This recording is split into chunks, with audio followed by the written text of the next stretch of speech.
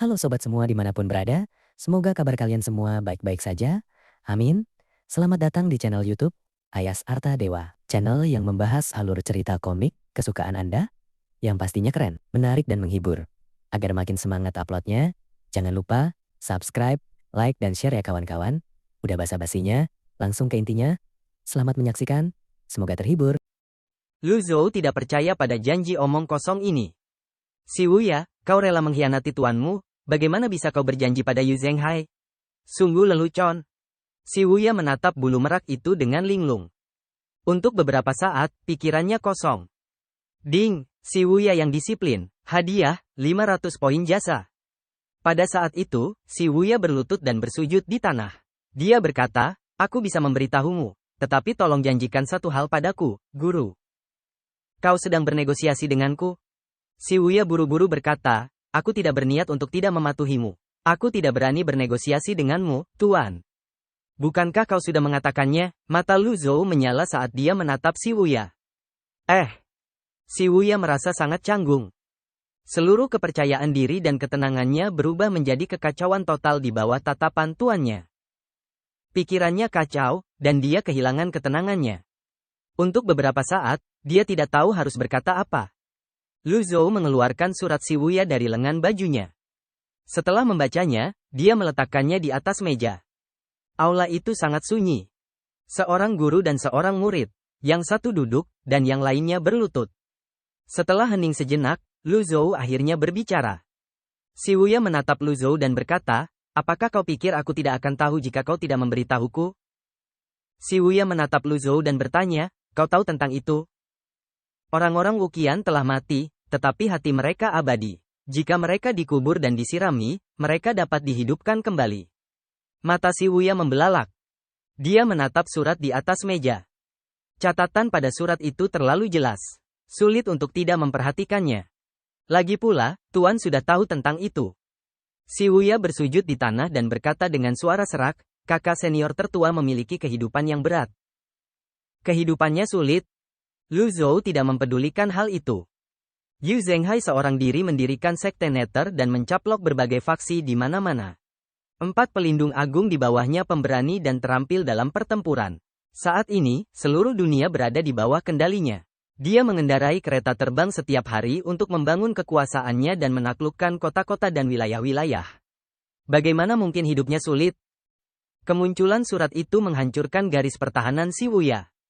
Setelah Lu Zhou menerima surat itu, dia memikirkannya lama sekali. Terkadang, ketika seseorang sedang memahami tulisan surgawi, pikirannya bisa melayang. Orang seperti apa yang bisa bangkit dari kematian? Bahkan seseorang seperti Yun Tianluo pun tidak bisa hidup kembali dengan bantuan orang misterius bermarga, Luo. Bagaimana mungkin Yu Zhenghai bisa melakukannya? Sebenarnya, bahkan jika dia tidak dapat menemukan jawabannya dalam ingatan Lu Zhou, dia dapat menemukannya di dalam buku-buku. Menyiramnya dengan air dan menghidupkannya kembali dari kematian adalah hal yang terlalu jelas. Si Wuya berlutut di tanah.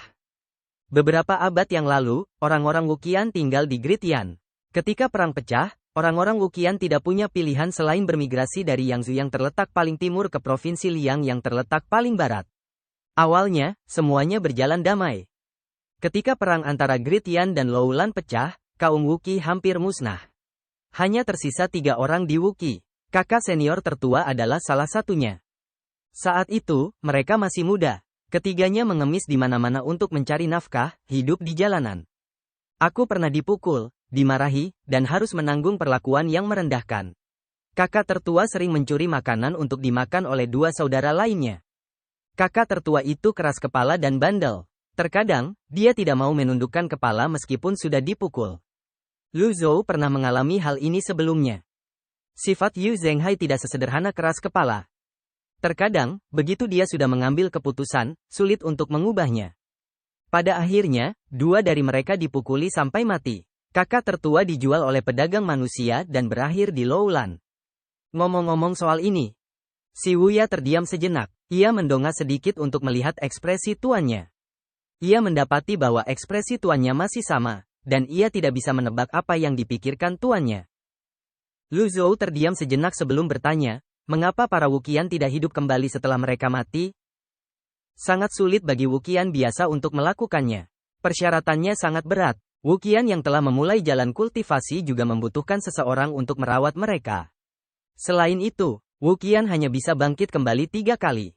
Setiap kali dia mati, dia akan kehilangan 300 tahun dari umurnya.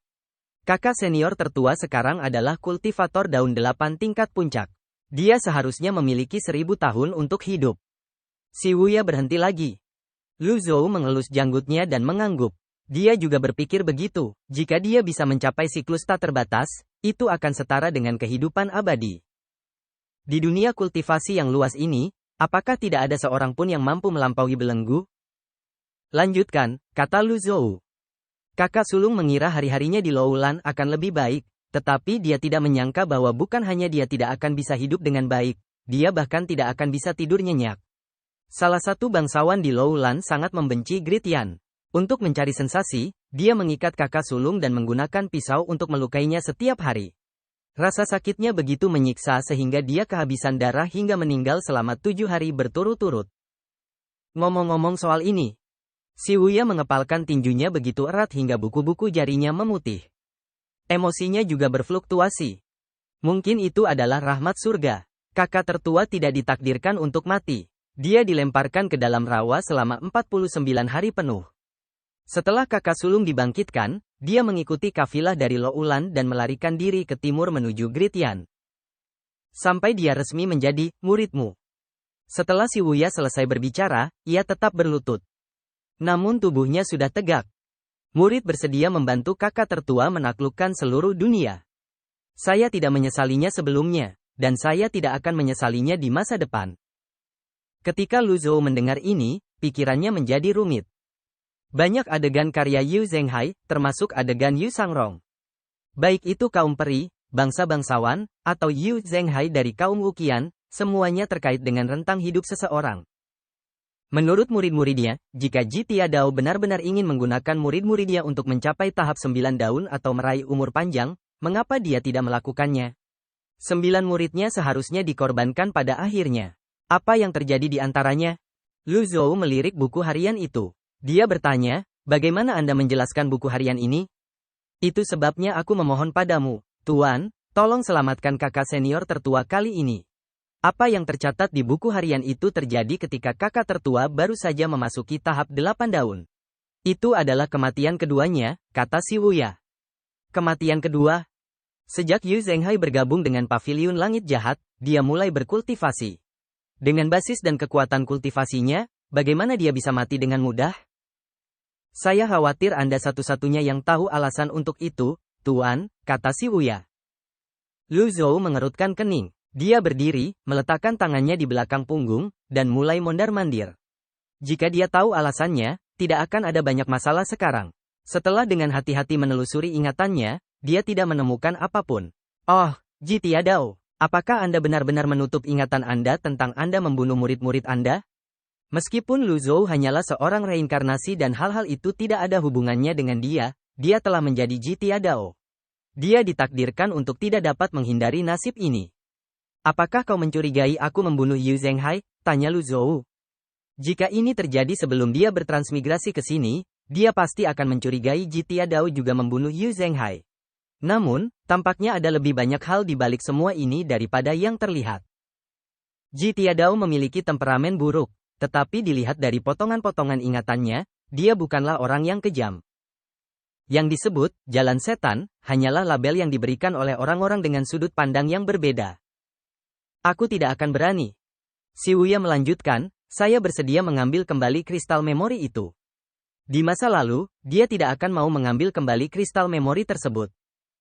Sekarang setelah tuannya mencapai tahap 9 daun, dia tidak perlu lagi mengkhawatirkan hal itu. Si Wuya, dengarkan, Lu Zhou meninggikan suaranya. Baik, Tuan. Aku akan memberimu 2 misi. Pertama, cari kristalnya. Kedua, bujuk Yu Zhenghai untuk kembali, kata Lu Zhou. Si Wuya bersujud dan berkata, ya, Tuan. Namun, tapi apa? Aku tidak ragu soal syarat pertama. Namun, kakak sulung itu keras kepala. Aku khawatir, ekspresi si Wuya tampak gelisah. Tepat ketika dia berpikir bahwa tuannya akan memaksanya untuk melakukannya. Lu Zhou berkata dengan acuh tak acuh, lakukanlah sesukamu. Kau boleh pergi. Lakukan sesuai keinginan saya. Si Wuya terkejut. Namun ketika ia melihat tuannya berjalan menuju sajadah, ia tidak berani tinggal lebih lama lagi dan segera berdiri. Muridmu akan berpamitan. Temukan Panzong untuk membuka segel kultivasinya dan ambil bulu merak. Terima kasih, Guru. Si Wuya sangat gembira. Dia mengambil bulu merak dan meninggalkan ruangan dengan hormat. Lu Zhou berbalik. Ia hendak bermeditasi pada gulungan tulisan surgawi ketika ia melihat kata-kata yang tergantung di dinding. Bagaimana mungkin ada kebetulan seperti ini di dunia? Jika memang begitu, bukankah itu berarti aku punya murid baru?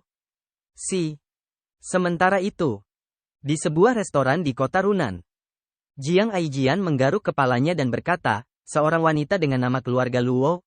Di mana aku bisa menemukan seorang gadis dengan nama keluarga Luo? Sungguh lelucon. Apakah si penjahat tua Ji benar-benar berpikir aku maha kuasa?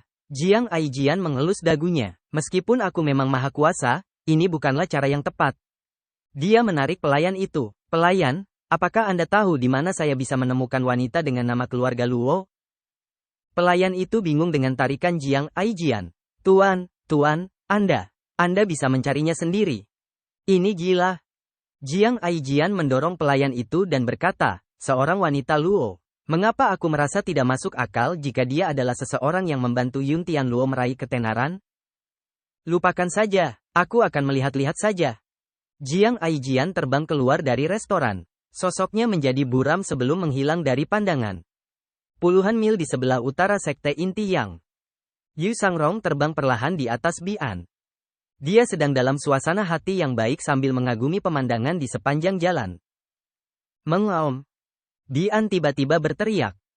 Yu Sangrong merasa bingung. Mengaum. Di depan sana, Yu Sangrong melihat ke arah hutan. Gas hitam tipis membubung ke langit seolah-olah terbakar. Mari kita memutarinya. Bian berbalik dan terbang ke sisi hutan. Langit diselimuti asap. Beracun, Yu Sangrong sedikit mengerutkan kening. Instingnya mengatakan kepadanya bahwa asap hitam itu tidak sesederhana kelihatannya. Yu Sangrong terbang pada ketinggian rendah. Saat ini, teman, kenapa kamu tidak turun untuk mengobrol? Yu Sangrong tampak tenang. Dia berharap seseorang akan menghalangi jalannya. Awan hitam asap jelas dimaksudkan untuk menghentikannya. Baiklah. Yu Sangrong menurunkan Bian dengan lambat. 3 orang keluar dari hutan. Salah satunya berdandan mewah dengan kumis tipis. Dia berdiri di depan saat dia berkata, teman, saya ingin membeli sesuatu dari Anda. Apa itu? Pil bertahan hidup pemecah teratai. Pada saat ini, pria berpakaian mewah itu melambaikan tangannya. 2 lainnya mengeluarkan kekayaan mereka dan mengemasnya sebelum mereka menyerahkan bungkusan kekayaan kepadanya. Penggarap tidak pernah tertarik dengan barang-barang materialistis. Apakah kamu yakin ingin membelinya? Yu Sangrong tersenyum tipis. Tentu, Anda bisa menganggap ini sebagai perampokan juga, kata pria berpakaian mewah itu sambil membalas senyuman Yu Sangrong.